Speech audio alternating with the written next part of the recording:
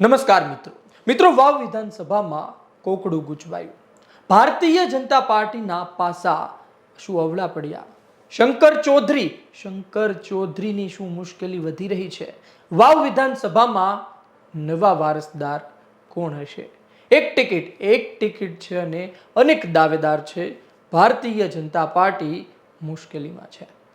વાવ વિધાનસભામાં પેટા ચૂંટણી યોજાશે, હજુ સમય છે, પરંતુ રાજકારણ અત્યારથી ગરમાઈ ચૂક્યું છે. વાવ વિધાનસભામાં ભારતીય જનતા પાર્ટીમાં ટિકિટ માગવાનો દોર શરૂ થઈ ચૂક્યો છે. વાવ વિધાનસભામાં જે કાર્યકર્તાઓ છે વર્ષોથી મહેનત કરી રહ્યા છે, અંદર ખાને ટિકિટ મેળવવા માટે પ્રયત્ન કરી રહ્યા છે. કોણ છે કાર્યકર્તાઓ? આજ સુધી આપણે ઘણા કાર્યકર્તાઓ વિશે વાત કરી, ઘણા ભૂતકાળમાં ચૂંટણી લડ્યા હોય તેની વિશે પણ વાત કરી, કોંગ્રેસ અને ભાજપ બંનેની. પરંતુ ભારતીય જનતા પાર્ટીમાં નવા વાવડ શું છે? ભારતીય જનતા પાર્ટી શું નક્કી કરી શકશે સારા ઉમેદવારને? વાવ વિધાનસભામાં ગિનીબેન પ્રચાર કરશે, સાંસદ બન્યા, કદ મોટું થયું, તેનો પ્રચાર પણ હવે વધુ અસર કરશે. ત્યારે ભારતીય જનતા પાર્ટીને પણ ખૂબ જ મજબૂત ઉમેદવાર મૂકવો પડે તેવી સ્થિતિ છે. અને આ સ્થિતિમાં ઉમેદવાર કોણ ભારતીય જનતા પાર્ટીમાં? શંકર ચૌધરીની પસંદ કોના પર? તેના આશીર્વાદ કોના પર? અંતે દિગ્ગજો નક્કી કરશે ઉમેદવાર કોણ. કોના નામ ચાલી રહ્યા છે? નવા નામની ચર્ચા કરી લઈએ. જે જૂના નામ હતા, સ્વરૂપજી ઠાકોર, મુકેશજી ઠાકોર, શૈલેષ ચૌધરી, ભારતીય જનતા પાર્ટી માટે એ નામની આપણે ચર્ચા કરી છે. એ વિશે વધુ કહીશ, પરંતુ અત્યારે નવા નામ કયા ચાલી રહ્યા છે વાવની માર્કેટમાં? અમીરામભાઈ આશલ બ્રહ્મ સમાજનો ચહેરો. બ્રહ્મ સમાજ બનાસકાંઠામાં પણ મહામંત્રી ને પૂર્વ વાવના તાલુકા પંચાયત પ્રમુખ. 2022ની ચૂંટણી યાદ હશે વાવ વિધાનસભાની આપને. આ વાવ વિધાનસભાની ચૂંટણીમાં એક ચહેરો અપક્ષ હતો, અપક્ષ ચૂંટણી લડી રહ્યો હતો, પોતે જ પોતાના નામ પર મત લેવા માટે લોકો સુધી જતો હતો. નામ હતું અમીરામભાઈ આશલ. આજ અમીરામભાઈ આશલ ટિકિટ તેને પણ મળી શકે છે, તેના પ્રયત્નો પણ શરૂ છે. તમામ સમાચાર છે, તમામ જે વાતો ફરી રહી છે, લોકમુખે ચર્ચા થઈ રહી છે વાવની માર્કેટમાં અમીરામભાઈ આશલ ભારતીય જનતા પાર્ટી તરફથી લડે તેવી પણ સંભાવના છે તો ખરી. ભારતીય જનતા પાર્ટી જ્ઞાતિગત સમીકરણો ન જોવે તો અમીરામભાઈ આશલની ટિકિટ આપવામાં આવી શકે છે. અન્ય શું નામ છે? અન્ય કોના નામ છે? પીરાજી ઠાકોર સમાજ અને ચૌધરી સમાજ, આ બંનેને સાથે લઈને જો કોઈ ચહેરો ચાલી શકે તો આ હોઈ શકે છે. અલ્પેશ ઠાકોર અને શંકર ચૌધરી બંને માટે ખાસ ગણી શકાય.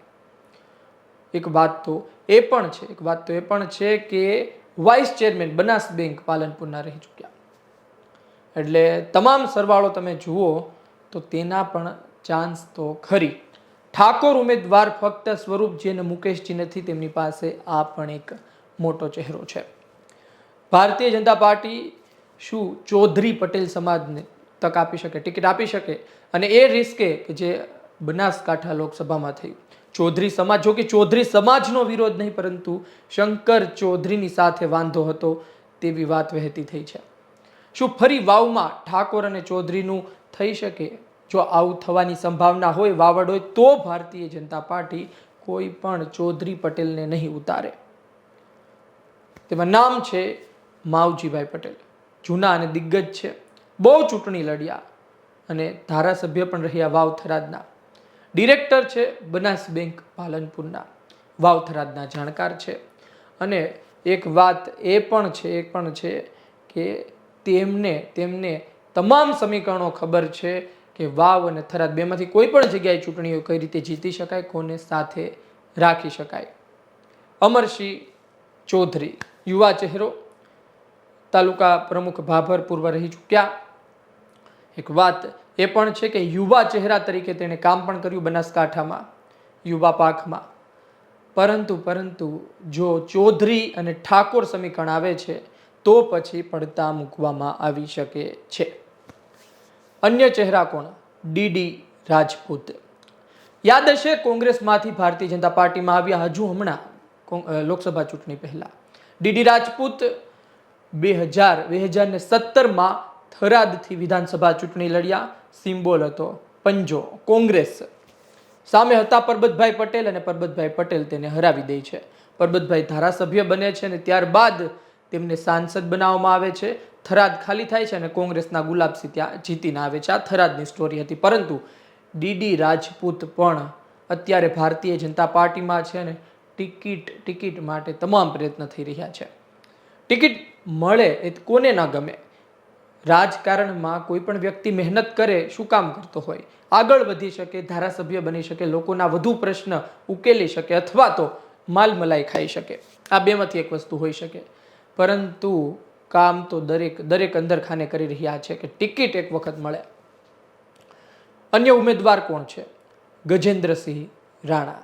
ગજેન્દ્રસિંહ રાણા વાવ સ્ટેટ, લાંબા સમયથી પ્રયત્ન, ભારતીય જનતા પાર્ટીમાં સારું નામ, ક્ષત્રિય સમાજમાં સારી પકડ. આ ગજેન્દ્રસિંહ રાણાનું નામ પણ સોશિયલ મીડિયામાં ખૂબ જ ચાલી રહ્યું છે. ગજેન્દ્રસિંહ રાણાને ભારતીય જનતા પાર્ટી ઉમેદવાર તરીકે ઉતારે તો પણ નવાઈ નહીં. તમે જોશો તો ભારતીય જનતા પાર્ટીની સામે કોંગ્રેસમાંથી ગુલાબસિંહ રાજપૂત આવી શકે છે. જો ગુલાબસિંહ રાજપૂતનું લડવાનું નક્કી થઈ જશે, અંતિમ ઘડીમાં તમામ એક સુરે કહેશે ગુલાબસિંહ રાજપૂત અમારા ઉમેદવાર, તો પછી ભારતીય જનતા પાર્ટી સામે કોઈ ક્ષત્રિય ઉતારવાનું ડેરિંગ કરી શકે. જોકે ભારતીય જનતા પાર્ટી હજુ પણ આજની તારીખે પણ ઠાકોર ચહેરો ઉતારશે તેવા વાવડ છે. સ્વરૂપજી ઠાકોર 2022માં જીત્યા, ટક્કર આપી, લોકસભામાં પણ સારું કામ કર્યું, તેને ફરી ઉતારી શકે છે મેદાને. મુકેશજી ઠાકોર તેને પણ જે પ્રકારે અલ્પેશ ઠાકોર અને શંકર ચૌધરીનું સમીકરણ સેટ થાય તે પણ મેદાને ઉતરી શકે છે. સારો અનુભવ છે તેને પણ. ને શૈલેષભાઈ ચૌધરીની આપણે વાત કરી હતી, પરબતભાઈ પટેલના પુત્ર. પરબતભાઈ પટેલની ટિકિટ કપાણી, નારાજગી, પરિણામ સામે છે અને તેમના પુત્ર માફ કરશો કે શૈલેષભાઈ એ પણ ઉતરી શકે છે. એ પણ પોતે ભારતીય જનતા પાર્ટીમાં સંગઠનને સારી રીતે જાણે છે. હવે આ તમામ પરિસ્થિતિ તો જ શક્ય બને જો કોંગ્રેસમાંથી ડીડી રાજપૂતની, ઉદાહરણ તરીકે ડીડી રાજપૂત આવે છે ભારતીય જનતા પાર્ટી સામેથી, કોંગ્રેસમાંથી ગુલાબસિંહ રાજપૂત આવે છે. આવા તમામ સમીકરણો સર્જાઈ શકે જો ઠાકોર ઉમેદવાર ના હોય તો. કોંગ્રેસ પાસે અત્યારના વાવમાં ઠાકોર મજબૂત ઉમેદવાર કોણ છે એ અમે પણ શોધી રહ્યા છીએ. બળદેવજી ઠાકોર આયાતી ગણાય. અન્ય કોણ ઉમેદવાર? કોંગ્રેસ ના સંજોગે અન્ય ચહેરો મૂકે છે તો પછી ભારતીય જનતા પાર્ટી પણ ક્ષત્રિય ભાઈ ગજેન્દ્રસિંહ હોય, ડીડી રાજપૂત, તેને મૂકવાનું ડેરિંગ કરી શકે છે. અન્યથા ભારતીય જનતા પાર્ટી ઠાકોર ઉમેદવાર ઉતારશે અને સીધી અને સ્પષ્ટ વાત છે કે ઠાકોર ઉમેદવાર શંકર ચૌધરીની મહેનત, ચૌધરી અને ઠાકોરનું સમીકરણ, ભારતીય જનતા પાર્ટીની જીત. સામે કોંગ્રેસનું પણ સમીકરણ સેટ છે. ગેનીબેન ઠાકોર સમાજના મત લાવશે અને અન્ય ગુલાબસિંહ રાજપૂત ઉતરે, ઠાકરસિંહ રબારી ઉતરે, કેપી ગઢવી ઉતરે, કોઈ પણ ઉતરે, અન્ય સમાજના મત લાવશે. ગેનીબેન સાંસદ બન્યા, તેની પાસેથી પણ કામ કઢાવવાના છે. ગેનીબેન વાવ વિધાનસભાનું ગૌરવ કહેવાય. આ પ્રકારે પ્રચાર કરી કોંગ્રેસ પણ જીતી શકે છે.